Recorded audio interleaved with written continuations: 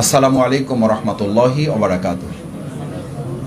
আমি আলোচনার শুরুতেই আমাদের ৭১ সালের মুক্তিযুদ্ধে শাহাদাত বরণকারীদের জন্য দোয়া করি। আল্লাহ তাআলা তাদেরকে দেশের জন্য, জনগণের জন্য, একটা স্বাধীন ভূখণ্ডের জন্য তারা জীবন দিয়েছেন। আল্লাহ তাআলা তাদেরকে শাহাদাতের মর্যাদা দান করুন।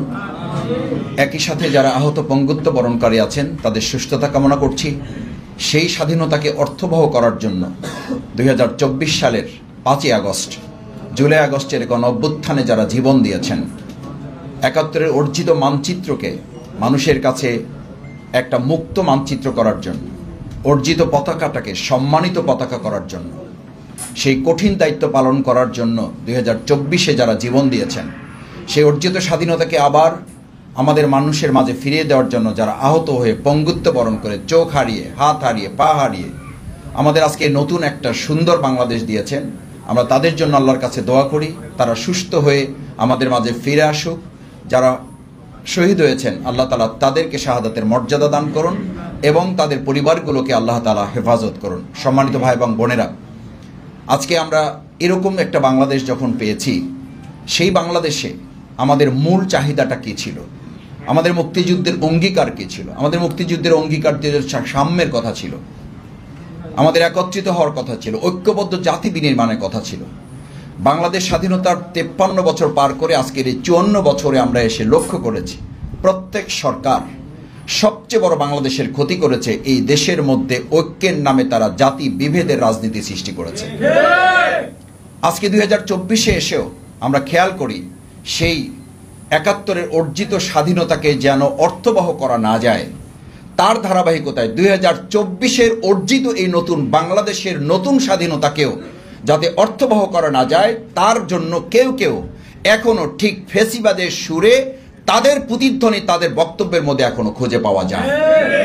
আমরা পরিষ্কার বলতে চাই, ৭১ পরবর্তী এই 53 বছরে যারা স্বাধীনতার সূর্যকে, স্বাধীনতার অর্থকে, স্বাধীনতার সুখকে মানুষের মাঝে পৌঁছে দিতে ব্যর্থ হয়েছেন, তারাই ২০২৪-এ এসে আবার আওয়ামী ফেসিবাদের সেই একই কথা বলে ফেসিবাদের প্রতিধ্বনি আপনারা জাতির কাছে তুলে ধরছেন। ফেসিবাদের উত্তরসূরি হিসেবে জাতি আবার তাদেরকে চিহ্নিত করতে বাধ্য হবে। আমি একটা কথা বুঝি ভাই, আমাদের দেশের মানুষ এখন এটাতে তো আমাদের পেট ভরবে না আমরা কে পক্ষে ছিলাম কে বিপক্ষে ছিলাম, এই পক্ষ বিপক্ষের কথা তুলে এই ট্যাগিং এর রাজনীতি করেই তো আমাদের তরুণ প্রজন্ম স্লোগান তুলেছিল, তুমি কে আমি কে, রাজাকার রাজাকার। এই স্লোগান তুলতে তো বাধ্য করেছিল ফ্যাসিস্টরা। আবার যদি আজকের যুগে কেউ মৌলবাদীদের হাতে ক্ষমতা দেওয়া হবে না, এই কথা তো শেখ হাসিনা বলেছিল, এই কথা তো ইন্ডিয়া বলেছিল, সেই কথা যদি আজকেও বলে আবার বলা হবে তুমি কে আমি কে, মৌলবাদ মৌলবাদ বলে স্লোগান। আমরা পরিষ্কার বলি, বাংলাদেশ নিয়ে এখন আর কেউ এটা বলবেন না। আমি এখন এটা বলতে শুনি, এটা বললে আমাদের কষ্ট লাগে, দেশটা কারো বাপের না। কেন কষ্ট লাগবে? কষ্ট লাগলে বুঝতে হবে যে এখনো রাষ্ট্রের মালিকানা আপনারা কেউ কেউ ব্যক্তি কিংবা দল দাবি করার চেষ্টা করতেছে। আমাদের 24-এর ছাত্র জনতা দেশটা কারো বাপের নাই স্লোগান এখনো দেয়ালে দেয়ালে লাল কালিতে দেখা যায়। যদি সাহস থাকে তাহলে সেগুলো মুছে ফেলুন, না হলে এর বিরুদ্ধে কথা বলার নৈতিক শক্তি আমাকে আপনাকে কে দিয়েছে? আমি আজকে এই কথা এই জন্য বলছি ভাইয়েরা, ২০২৪-এর জুলাই আগস্টের গণ অভ্যুত্থান পরবর্তী আমরা সেই ৭১-এর পরেও দেখেছি আমাদের মুক্তিযোদ্ধা, তাদের সন্তান, তাদের মেয়েকে লাঞ্ছিত করা হয়েছিল, তাদের বাড়িঘর দখল করা হয়েছিল। ঠিক একইভাবে ২৪-এর এই জুলাই আগস্টের গণ অভ্যুত্থানের পর এখন হান্নান মাসুদকে কেন আক্রান্ত করা হবে? কেন আমাদের শহীদ পরিবারের সন্তান তার মেয়েকে পটুয়াখালী কবর জিয়ারত করার মতো একটা স্পর্শকাতর জায়গায় কেন আমাদের মেয়েকে লাঞ্ছিত করে তার ইজ্জতহানি করা হবে? কে করেছে, কারা করেছে, চিহ্নিত করে তাদের গ্রেফতারের ব্যবস্থা করতে হবে। এগুলো ৭১-এর সেই পরবর্তী চেতনা, দৃষ্টিভঙ্গি, একই পরিকল্পনার একই ছকে যারা হাঁটছেন, মানুষ এখন কথা বলতে শুরু করেছে যেই লাউ সেই কদু। মানুষ এখন কথা বলতে শুরু করেছে ৭১ সাল পরবর্তী বাংলাদেশের অর্থবহ স্বাধীনতা দেওয়ার পরিবর্তে স্বাধীনতাটাকে ব্যক্তি, দল এবং পরিবারের কুক্ষিগত একটা সম্পত্তিতে আপনারা কেউ কেউ পরিণত করার চেষ্টা করেছিলেন। আজও আমরা লক্ষ্য করছি, শ্রমিক সংগঠনের একজনের বক্তৃতা শুনে তো আমি অবাক হয়েছি। আমি রাস্তারও নিরাপদ চাই, আমি সাদাবাজির নিরাপত্তা চাই। কি অদ্ভুত কথা! আমরা তো এ কথাও শুনতে পাই ৭১ পরবর্তী ওই দলটি যা করেছিল এটাই তো করেছিল যে আমাদের বিরুদ্ধে দেশ আমাদের, এটা আমরা স্বাধীন করেছি। আমরা যা বলবো তাই হবে। বিগত 15 বছর আমরা তাই শুনেছি।